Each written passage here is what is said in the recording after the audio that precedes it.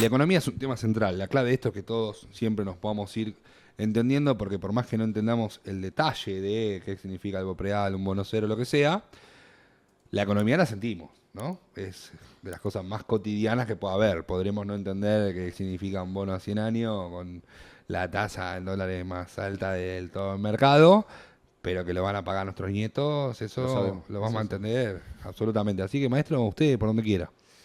Bueno, en realidad, a ver, a mí, ¿qué me parece interesante para destacar de la economía? Es el tema del mercado interno, que tenemos un mercado interno hoy que está en ruinas, está golpeado desde varios aspectos. A ver, salario real, lo más importante, ¿qué es el salario real? De nuevo, voy tratando de ir para atrás con qué es, o pregúntenme, interrúmpame, por favor, o me ponen ahí los comentarios abajo si no se entiende, porque a veces el salario real es tu poder adquisitivo. Entonces no es ni más ni menos de qué podés comprar. ¿Qué poder con tu adquisitivo? salario. ¿De qué poder ¿De qué poder adquisitivo? Del poquito que nos queda. Pero bueno, algo podés comprar, siempre algo podés comprar, Sí, ¿no? sí, Así que, no. bueno, en definitiva, el salario real solamente en diciembre, o sea, solamente cuando arrancó, que ahí tenemos, mirá, el gráfico en pantalla, Este laburo de Guido solamente en Tinelli. diciembre cayó el 13,1. Ojo, fuente INDEC, solamente en diciembre cayó 13,1. Ahora uno me podría decir que este es el problema que uno tiene cuando debate con libertarios, sobre todo a mí que me gusta en redes debatir mucho con libertarios. Te dicen, bueno, pero ¿por qué no te quejabas con Alberto? Bueno, no me quejaba con Alberto porque la caída era de un 1,7. O sí me quejaba, pero no me quejaba con este énfasis, ¿no? ¿Por qué? Porque era 1,7 cuando arrancó Alberto. Y bueno, y cuando arrancó Macri, 1,7 la caída en diciembre. en diciembre. En diciembre. Está. Si vos lo extrapolás todo, igual lo podemos hacer para el próximo programa. Bien. Si querés, podemos hacer toda la caída de Alberto Fernández y no da el primer mes de Milei. No, claro, bueno, O sea, puede ser, pero o sea, está. para que entendamos la magnitud. Obvio, sí, pero... Si le sumamos enero, las proyecciones ya dan cercanas a un 20% de pérdida por adquisitivo. ¿Esto qué quiere decir? Un quinto. A alguno le puede dar la sensación que es más, pero por ahora, y esto como todo promedio, ¿no? Decimos que el promedio es una persona tiene 2 autos, el otro no tiene ninguno y los 2 tienen un auto. ¿Tá? Ese es el problema del promedio, ¿no? Pero digo, lo que tenemos es este resultado. O sea, el salario real se está derrumbando en forma catastrófica. O sea, con tu salario, el promedio de toda la sociedad está comprando muchísimo menos. ¿Y esto es producto de qué? Sobre todo de la inflación muy alta, que viene al 25,5 de inflación en diciembre, 20,6 en enero. Esto, a ver, de nuevo, inflación es una canasta de precios que nosotros determinamos. Bueno, ¿cómo me da el aumento de esa canasta de bienes? Vamos a decirlo así. O sea, elegimos... El INDEC eligió en su momento una canasta de bienes, bueno, ¿cuánto aumentaron los precios? Bueno, 25,5 y 20,6. Y acá es importante destacar, ¿por qué? Porque uno ahí cuando ve el gráfico de la inflación, que ahí estamos viendo en pantalla, justamente lo que uno podría decir es, bueno, que después baje, ¿no? A los niveles anteriores, que es lo que está aspirando Milei, o sea, está haciendo todo este pelote para tener como objetivo llegar a los valores de Alberto Fernández sin estar en un periodo eleccionario. O sea, pero, ¿cuál es el problema? Que la inflación se acumula. Entonces, cuando nosotros hablamos del 25,5 y del 20,6, lo que tenemos que hablar es que tenemos una inflación acumulada del 51,3, o sea que es una inflación altísima. Eso en INDEC, perdón, y en este gráfico es en la ciudad de Buenos Aires. O sea que ahí ponemos otro dato para que también tengamos como referencia que en la inflación en la ciudad de Buenos Aires, ya Milei en solamente 2 meses llegó al valor que Macri, superó al valor que Macri hizo en un año. Y, por lejos, el valor que hizo Alberto Fernández en ese primer año. Bueno, en definitiva, si se estima un 15% de inflación en febrero, lo que tendríamos es una inflación acumulada del 74%, lo cual es un escándalo, o sea, es muchísimo. Pero ahí la pérdida del valor adquisitivo, digamos, ya con los primeros 2 meses, la mayor parte de la población, por lo menos como siempre yo veo en los deciles de la encuesta permanente por hogares, un montón de gente no tiene paritaria, ¿no? Tenemos un grueso de la economía informal importante. Mucha gente sigue cobrando un salario promedio de 250.000 pesos. Entonces, digamos, la pérdida de poder adquisitivo de esa gente es mucho más. Por eso, para hacer la cuentita fácil cada uno en casa, vamos a decirlo así, ahora al cierre de febrero, a vos te tendrían que haber aumentado diciembre, enero y febrero un 74% para estar igual. Sí. Para estar igual. Y, o sea que y no nos todo aumentaron. lo que no aumentaste, saca la diferencia y esto es lo que perdiste de poder adquisitivo, que debiera darte arriba del 20% en el promedio de la sociedad. O sea que más o menos, digo, para ver los números. ¿Cómo sacamos ese cálculo, profe? Dice ahí, es lo que acaba de decir, ¿no? Es lo que acabo de decir, claro. ¿Lo podemos repetir una vez más? Sí. Si se confirma en febrero la inflación del 15%, vamos a tener una inflación acumulada entre diciembre, enero y febrero del 74%. ¿Estamos? Entonces, lo que uno tendría que calcular es, incluyendo todo enero, todo diciembre, todo enero y todo febrero, si te aumentaron un 74%. Decímelo más despacio porque no puedo sobrevivir a este Saliste programa. hecho, estás No igual. puedo más, despacio. Si te aumentaron un 50%, claramente te quedaste un 24%. No van a aumentar. No tenemos ni sueldo, ni convenio colectivo tenemos nosotros. Así que, bueno. Eso es un poco la cuenta que tenemos que hacer cada uno. Esto siempre es en promedio de toda la sociedad. Incluso hay mediciones, también los sindicatos, para que tengamos en cuenta, miden también la inflación del trabajador. ¿Por qué? Porque esto es una inflación general. Entonces, incluso en los deciles más bajos, la inflación tiene un golpe todavía mayor. ¿Por qué? Porque aumentaron más los alimentos, por ejemplo. Entonces, si en realidad hiciéramos este cálculo con la canasta alimentaria ponderada más alto, o sea, dándole más importancia a la canasta alimentaria, esto nos daría más, seguramente arriba del 80%, lo que acabo de decir. Absolutamente. Yo tengo una pregunta que vieron que ya hace varias semanas se habla de esta cosa de la B corta y ahora cuando vi los grafiquitos es como bastante clara la referencia, ¿no? Y un poco conectando con lo que contaba Juana, hay cierta como expectativa. ¿Qué es? O sea, para los que no entendemos nada, ¿qué es esto de la B corta? Que te lo dicen, viste, como medio magia, como pum pum. ¿Cuál es la cámara esta, no? A ver, no sé. No, ¿sí? Esa. Ahí está. Bueno, la B corta sería así, que te haga... Claro. O sea, que estamos cayendo así, Y está que de cayendo pronto... bastante empinado, ¿no? Y ahí lo que dice es toco fondo, que ellos especulan que va a ser marzo, abril, y después ahí retomo. Pero la B corta sería que yo retomo en el mismo... O sea, si me pongo taxativo cuando dibujamos una B corta, ¿no? Tenés el vértice y tenés la misma distancia de un lado y del otro. Entonces, como viene cayendo desde diciembre y esperamos 3 meses... Bueno, en 3 meses tendríamos que estar como estamos en diciembre. Ya les anticipo y pongo las manos en el fuego, no va a ocurrir. No va a ocurrir. Eso no más que una B existe, corta, es algo que no sucede nunca en ningún lugar, no existe la B corta. De hecho, la B corta lo toma porque es un concepto teórico, lo cual, en teoría puede llegar a ocurrir, pero lo que quiero decir es, miremos el caso de la pandemia, ¿no? Como una gran B corta. En el año 2020 se cayó muchísimo y en el año 2021 se creció muchísimo. Hice más que compensó la caída del 2020. Entiendo. Pero lo que él está diciendo en este caso con la B corta, porque él dice que el piso lo toca en abril, que eso es lo que me parece a mí lo osado. Por eso, lo que seguramente vamos es que caiga así y que después sea muy tenue. Y no hay B corta al revés con la inflación, porque yo lo pensaba, perdón la ignorancia, y creo que acá hay un montón, con la inflación que sea una B corta al revés. Exacto. Y que pum, y cae drásticamente. Eso es algo que podemos llegar a ver. Eso sí seguramente se dé. Mira. Por la caída, por la recesión. Claro, sí, exacto, por la recesión. Pero eso hay mucho debate, hay muchos economistas, hay otros que dicen que no, porque la lógica de la inflación se retroalimenta, entonces que siempre es una bola de nieve. Que es difícil de frenar. Es un poco lo que nos viene pasando. Claro. Para mí lo que va a pasar es que sí van a, por eso estoy diciendo acá el 15% de febrero, que sería una caída que vamos cayendo a 5 puntos, lo cual es una caída consistente, pero lo que pienso es que va a encontrar una resistencia cercana al 10%. ¿Por qué? Porque vos tenés una base de inflación que podemos llamar inercial o contractual, que es, por ejemplo, vos cuando firmás un contrato de alquiler, ya tenés los ajustes predeterminados. Claro. Entonces, para mí, ahora con las tarifas, todos los aumentos que se vienen dando, va a haber una base ya alta, a mi entender. Según ellos no, según ellos van a llegar rápidamente a un dígito y a un dígito más bajo que Alberto Fernández, lo cual yo lo veo bastante difícil. Qué bueno tener a alguien que sepa alguien que sepa de algo, ¿no? Que sepa en serio. Yo estoy fascinada. Yo los voy a dejar estirar mientras voy al baño, ¿no? Porque me voy a morir. Pero a mí me parece importante... ¿Sabes qué? Hasta un médico. Tenemos un médico también. Yo ya estoy viejo, estoy en los últimos años de mi vida. Mi cuerpo ya no es lo que era. No, me parece importante que Guido explique un poco de cómo funciona el mercado interno, que para mí está relacionado.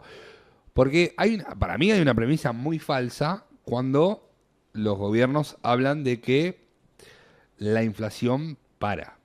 Si nadie compra, si nadie vende, si nadie trabaja, no es la inflación la que se detiene. Es el país. Y ahí me parece conceptualmente hay diferencias enormes. Así que lo dejo a usted explicarlo lo que quiera. En economía solemos decir eso, que es el silencio de los cementerios, ¿no? Está todo tranquilo, pues estamos todos muertos. Bueno, con respecto al mercado en sí mismo, la capacidad instalada, me parece otro dato importante, que ahí teníamos el gráfico, que es que la capacidad instalada, esto también, un concepto que suena difícil y es súper sencillo. Si nosotros tomamos que la capacidad máxima que puede producir todas las empresas, tomamos que, por ejemplo, sea 100. Sí. 100, ¿no? Es un valor que siempre en economía lo usamos, base 100, es como nuestro registro para tomar el máximo. Sí. Bueno, las empresas pueden producir 100. ¿Cuánto están produciendo en diciembre apenas asumió Milei. 54,9.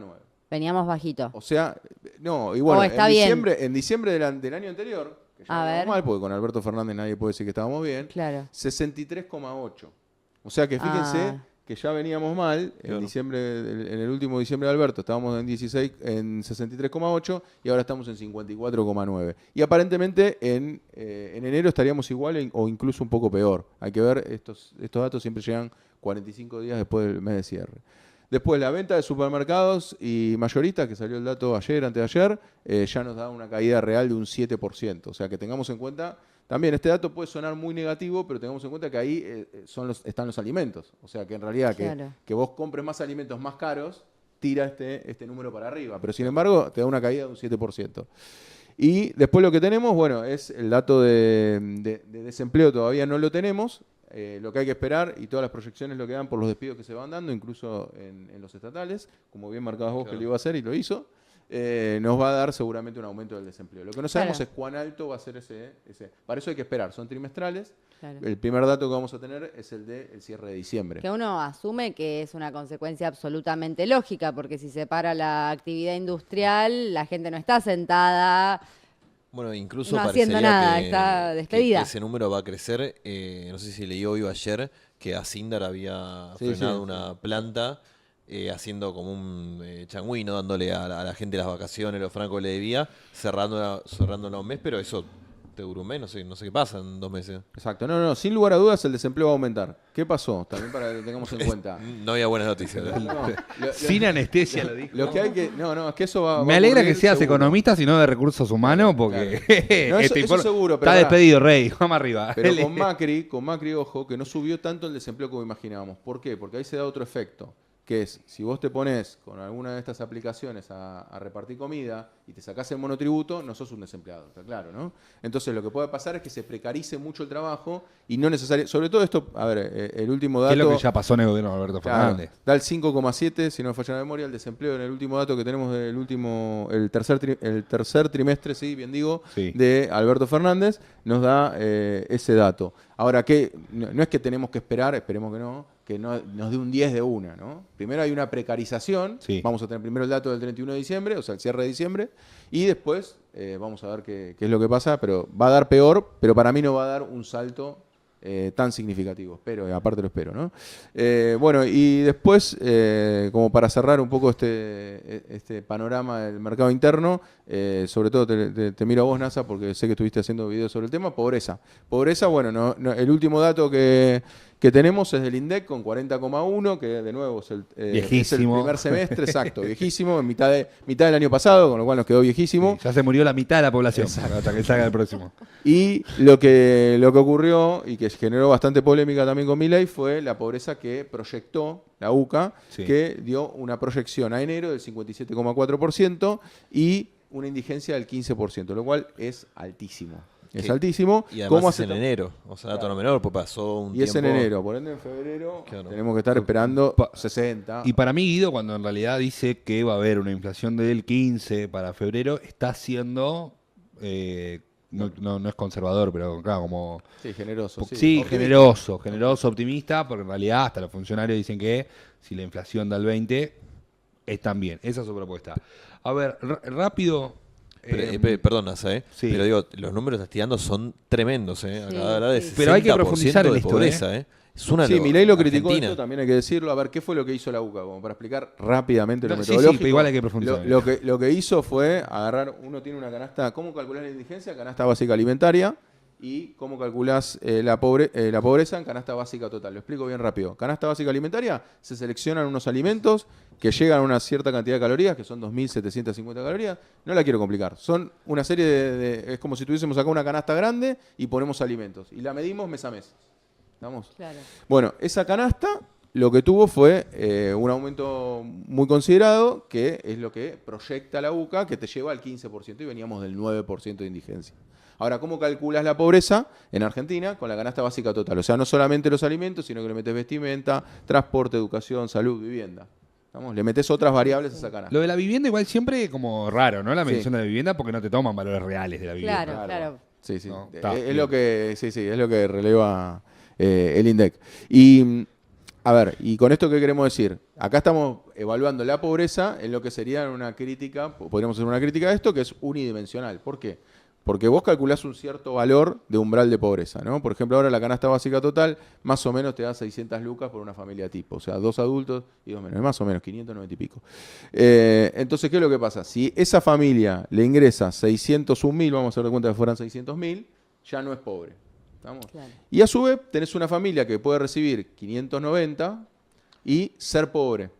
Es una medida unidimensional. ¿Qué quiero decir? No pongo Sí. palabras raras. Solamente me dice el ingreso. Llegás a ese tope, ya no sos pobre. No llegás, sos pobre. ¿Estamos? ¿Y cómo es en realidad la pobreza? Cuando vos estudiás la pobreza en profundidad como un flagelo social.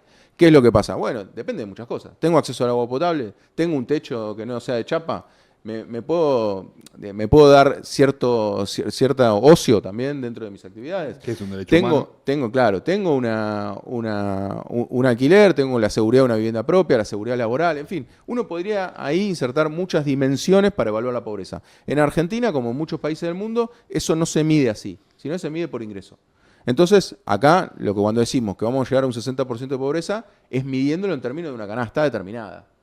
Pero no quiere decir que efectivamente, esto es importante porque la estadística en economía, no quiere decir que efectivamente el 60% sea pobre desde otras visiones. Bien. Puede ser incluso mayor. A Claro, mí, eso, sí. perdón, eso No, era que para hay que cerrar. decir. O podría ser menor, digamos. Podría ser discutirlo. menor porque, no sé, como mayor. es la tendencia, multidimensionalmente suele ser mayor. Absolutamente. Sí, Claro. a ver, en principio sí, a ver, depende, lo podríamos discutir. ¿Por qué? Porque habría que ver, ya que se había generado la polémica en Alemania, que Alemania tenía más pobres que Argentina. Quizás en de Alemania acuerdo. lo que tenemos es que si todos, por ejemplo, una gran cantidad tiene acceso a una vivienda propia, bueno, quizás en Alemania vos caes por tu ingreso siendo pobre, pero sin embargo, pará, tenés una casa, tenés Claro. una estabilidad, no estás mal. Por eso decimos que no es lo mismo ser pobre en Alemania que ser pobre en Claro. Argentina.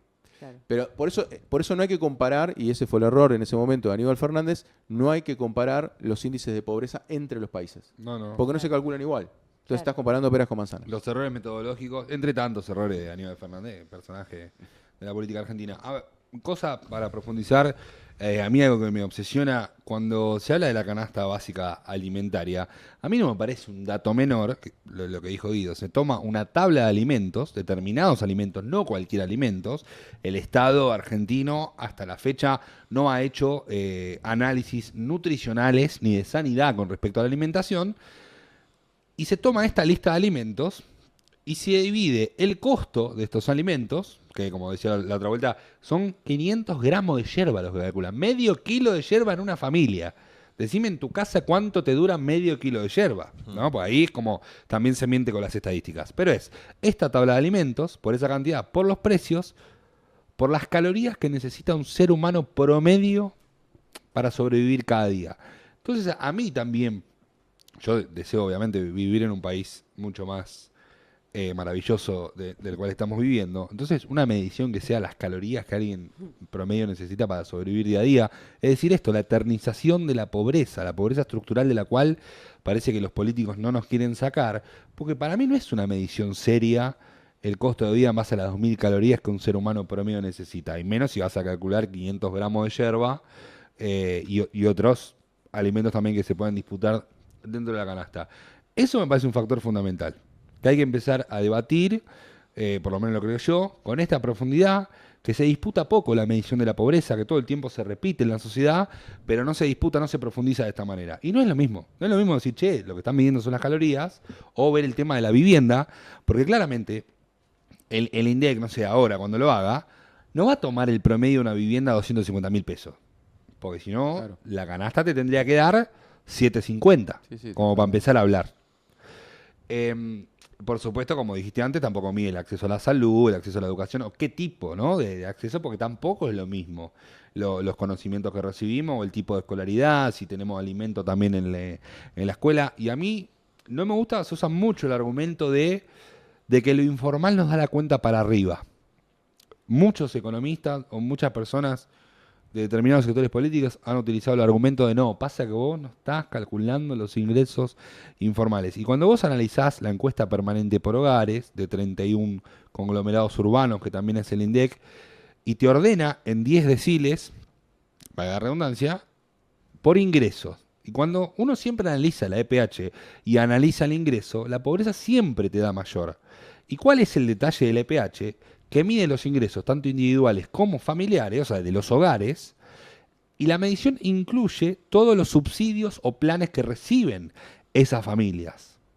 Entonces ahí es donde para mí se termina el discurso de los ingresos informales, porque sería muy raro que un economista me diga, no, pasa que todos los pobres son narcos, y vos no estás incluyendo que en realidad los pobres son todos millonarios, pues son narcotraficantes. Y ¿cuánto ingreso informal? O sea, ¿cuánto te pensás que se gana informalmente? ¿1 millón de pesos? O sea, también, y eso yo creo que hay que analizarlo y que hay que mirar mucho más la EPH, que es algo que no estamos acostumbrados, que yo lo empecé a hacer gracias a una economista, y que las primeras 2 veces que tuve que hacer el cálculo de la pobreza en base a eso, tuve migraña.